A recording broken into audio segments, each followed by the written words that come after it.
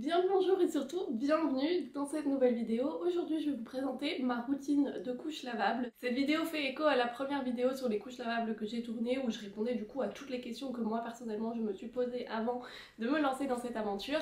Et je vous avais dit que je ferais une vidéo avec ma routine et l'organisation que j'ai chez moi pour que du coup ça fasse pas une vidéo immense mais plutôt deux vidéos agréables à regarder. Et du coup sans plus attendre, on va se lancer.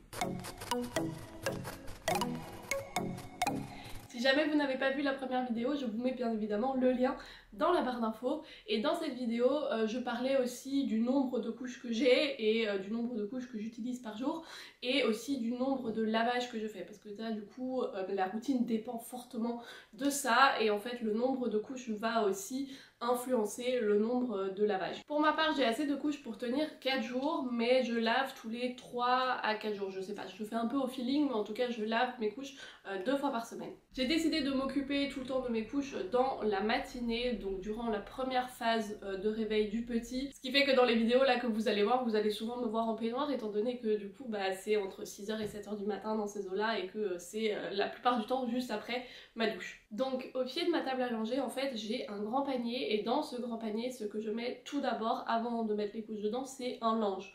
Donc je le mets de sorte à ce que les coins soient repliés sur le côté. Comme ça, une fois que le panier est plein, je dois juste prendre les 4 coins et comme ça j'ai un petit paquet de couches comme ça et je peux mettre tout directement dans le lave-linge. Ne vous laissez pas irriter par la quantité qu'il y a actuellement dans cette routine que j'ai faite là. Il y a plus d'inserts que ce que je lave d'habitude parce que du coup je devais en laver pour en revendre parce que j'en avais trop et tout. Donc normalement ça déborde pas autant, normalement le petit paquet est pas aussi grand et j'arrive à tout rentrer dans la machine à laver sans que tout se casse la gueule. Donc normalement c'est un peu moins que ça, mais je trouve cette technique avec le linge hyper pratique parce que comme ça fait qu'on n'a pas besoin de toucher aux couches ou quoi que ce soit.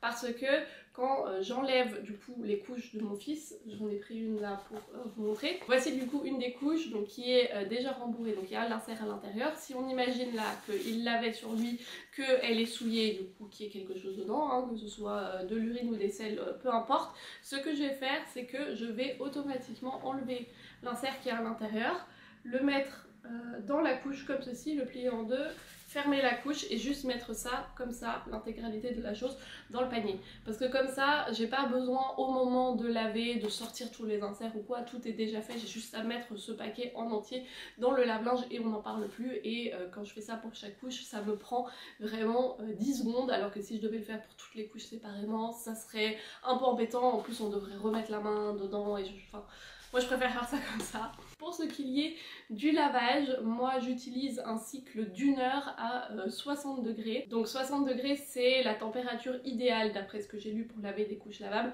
On peut les laver plus chaud mais c'est pas conseillé de le faire à chaque lavage parce que ça peut dégrader quand même les couches et puis ça utilise aussi beaucoup plus d'énergie de faire des lavages plus chauds que des lavages plus froids et du coup 60 degrés c'est le minimum pour qu'elles soient totalement hygiéniquement propre quoi, donc que ça veut aussi enlever tous les bactéries, tous les trucs, tous les machins.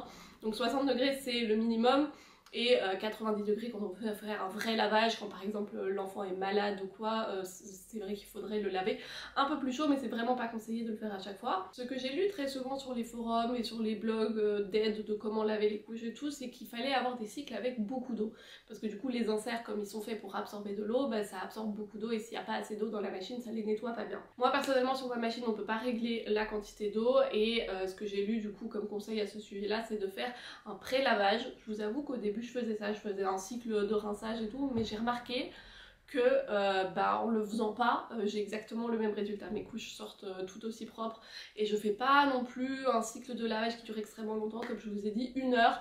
Donc vraiment un truc genre totalement banal et ça marche très bien. Donc pour l'instant moi je suis très contente avec ça. Donc ce que je fais c'est que le matin quand je me lève, je prends les couches, je les mets dans le lave-linge et ensuite 1 heure plus tard je les sors et là je peux du coup les mettre sur mon étendoir. Mon étendoir qui est dans la chambre de mon fils, donc sous sa table à manger. Je Je vous montrerai du coup à la fin, on fera un petit tour dans sa chambre pour que je vous montre un peu mon organisation.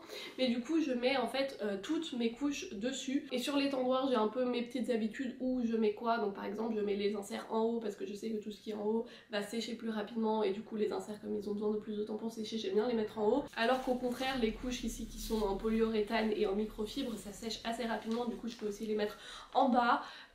D'autres choses qu'il y a donc dans mes lessives de couches, il y a le linge qui tenait toutes les couches. Celui-là aussi je le mets en bas parce que j'en ai plusieurs, donc j'ai pas besoin qu'il sèche le plus rapidement possible. Et j'ai aussi des lingettes, donc moi j'utilise pas des lingettes jetables, j'utilise des lingettes réutilisables, et du coup bah, je les mets aussi en bas parce que ça aussi j'en ai un certain stock, donc j'ai pas besoin qu'elles soient sèches super rapidement. Mais du coup tout ce qui prend plus longtemps à sécher je le mets en haut, et tout ce qui a le temps ou qui prend moins de temps à sécher je le mets en bas. D'ailleurs, autre chose que vous remarquez peut-être que je fais quand j'étends mes inserts, c'est que je les prends et je les malaxe une bonne fois, et je les... Ouais voilà, je malaxe vraiment le tissu, et en fait c'est censé aider pour quand on a une eau avec un peu trop de calcaire dedans. L'idée derrière tout ça c'est qu'en fait plus il y a de dépôts calcaires sur les inserts et sur les couches, moins elles vont absorber, et du coup il faudrait limiter ce dépôt de calcaire, et c'est ce que je fais du coup en malaxant le tissu et en faisant ce geste. Je sais pas ce que c'est ce geste, mais en gros ça va libérer un peu toutes ces particules, et ça va permettre aux inserts de rester plus absorbants et plus doux aussi. Pour l'instant moi ça me va très très bien, même après 3 mois d'utilisation, là il n'y a aucune des couches ou aucun insert qui est totalement raide ou quoi de tous les lavages. Donc moi personnellement je ne mets rien dans mon eau pour l'adoucir, j'ajoute rien à ma lessive, j'ai pas de filtre de calcaire ou quoi, moi ça me va très très bien comme ça. La dernière chose que je fais avant de laisser mon linge tranquille, c'est que j'allume mon déshumidificateur d'air qui se trouve en dessous de ma table à langer, et du coup juste à côté de mon étendoir.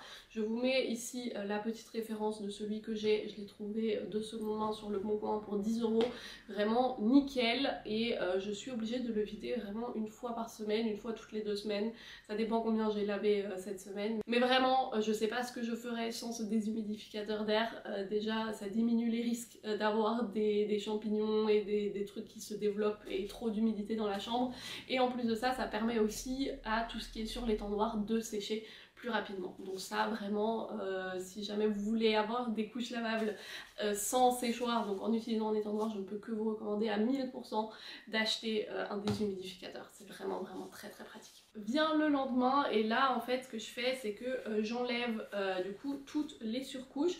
Le déshumidificateur tourne toujours. Je vous avoue que là en ce moment en été je laisse tourner que 24 heures et puis je l'éteins parce que comme on peut ouvrir les fenêtres et tout, bah ça me...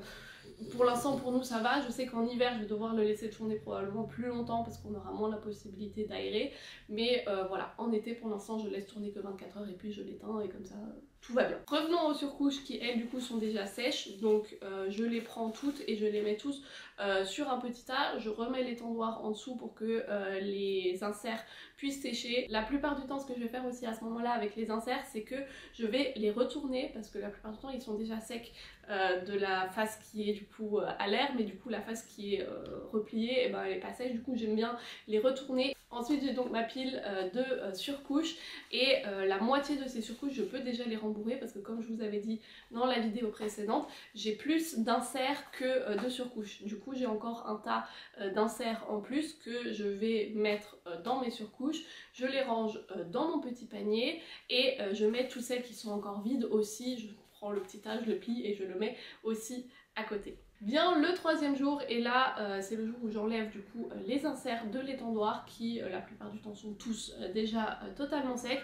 Donc je vais faire des tas avec les petits types d'inserts différents, et donc je vais reprendre toutes les couches vides que j'avais mis dans mon panier, je vais les rembourrer avec les inserts que je viens du coup d'enlever de l'étendoir, et tous les inserts qui restent, parce que j'en ai plus que de surcouches, je les mets du coup dans le tiroir pour le prochain cycle, pour pouvoir à nouveau... Enfin voilà, vous avez compris comment ça marche. Comme j'utilise des inserts différents pour la nuit, là je prépare déjà mes petits tas d'inserts, donc avec celui en chanvre, celui en bambou, celui en microfibre, je les mets déjà les uns sur les autres, comme ça c'est très pratique, je peux mettre ce tas déjà préparé dans le tiroir, et comme ça le soir quand j'en ai besoin, je sors juste la surcouche et le petit tas d'inserts, et puis je fais ma couche pour la nuit. Et je crois d'ailleurs que c'est déjà tout. Pendant ce temps-là, bien évidemment, dans le panier des couches sales, il y a du coup les couches des 2 derniers jours qui se sont accumulées et sur ma table à langer, j'ai du coup le panier avec les couches propres qui me restent. Le lendemain, c'est un peu mon jour pivot, donc c'est là où je vais décider si je peux faire du coup un cycle de 4 jours ou un cycle de seulement 3 jours. Donc si ce jour-là, j'ai encore assez de couches pour la journée et la journée suivante, je vais rien faire cette journée-là. Si je remarque que je suis un peu short au niveau des couches, je referai du coup une machine ce jour-là et puis du coup je recommence mon cycle. Bon, comme vous pouvez le voir, j'ai dû interrompre le tournage de cette vidéo pendant quelques heures. Le temps qu'on finisse la sieste ensemble, et là vu que dans la chambre il y a de la lumière et je pense que c'est à peu près bien rangé, je vais vous prendre avec moi. Je te prends, oh voilà. Allez, on prend un petit bébé, la couche 1, on va la ranger et on prend vous. Venez avec moi. Donc comme vous pouvez le voir, on se trouve actuellement dans la chambre du petit. Derrière moi, sa grande table à langer, comme vous l'avez vu déjà précédemment dans les vidéos. Derrière nous, on a du coup le grand panier où je garde toutes les couches propres. C'est-à-dire c'est plus une petite malle qu'un panier. Je crois que mes 28 couches rentrent dedans. Mais je ne suis pas sûre et de toute façon c'est pas nécessaire d'avoir un truc où tout rentre dedans, étant donné que au plus on aura la moitié des couches qui vont être stockées dedans, étant donné que l'autre moitié la plupart du temps est du coup au sale, donc on n'a jamais vraiment toutes les couches dedans, mais voilà, ça très pratique. Et puis de l'autre côté de la table, est-ce que tu veux bien que je te pose 2 secondes? On a le panier avec les couches sales, et dans ce petit meuble-ci on a des habits mais aussi des trucs pour les couches, puisque dans le tiroir du haut je garde en fait tous les inserts que j'ai en trop du coup sur le moment, plus des inserts supplémentaires au cas où vraiment j'en ai besoin. Et dans le 3e tiroir du haut on a aussi du coup tous les trucs que j'ai besoin pour mes couches de nuit. Donc pour l'instant on en a encore une puisque les autres sont sur l'étendoir. J'ai 4 surcouches de nuit qui ont une couleur un peu différente des autres, donc j'en ai 4 vertes que j'utilise du coup pour les couches de nuit. Donc elles sont à chaque fois dans ce tiroir, il y en a 4 et comme ça je sais qu'elles sont là-dedans. Et puis comme je vous expliquais, j'ai du coup mes petites piles préparées avec du coup mes inserts de nuit, comme ça et le soir je dois juste prendre une des petites piles, une des petites couches, je prépare ma couche du soir et puis comme ça c'est nickel. Ce que j'ai aussi dans ce tiroir, c'est les sacs pour mettre les couches quand je suis à l'extérieur, pour les mettre dans mon sac à dos, dans le sac allongé, tout ça. Je les mets pas dedans à la maison parce que je trouve que ça renferme quand même vachement l'humidité, et renfermer l'humidité c'est ce qui fait qu'il va y avoir des odeurs, alors que ce panier là, comme il est très il laisse passer l'air et que dedans il y a juste le tissu, et il n'y a rien qui puisse faire renfermer l'humidité, et du coup ça ne sent absolument rien. Je crois que j'ai réussi à faire le tour de toute ma routine de couches lavables. Si jamais vous avez des questions, n'hésitez pas à les poser dans les commentaires, j'essaierai d'y répondre autant que faire se peut. Je vous remercie en tout cas d'avoir passé cet agréable moment en notre compagnie. Si jamais cette vidéo vous a plu, n'hésitez pas à me le faire parvenir, et puis moi je vous dis à la prochaine fois pour une nouvelle vidéo. Tu dis au revoir? Tu dis au revoir? Ouais, au revoir. Mon amour.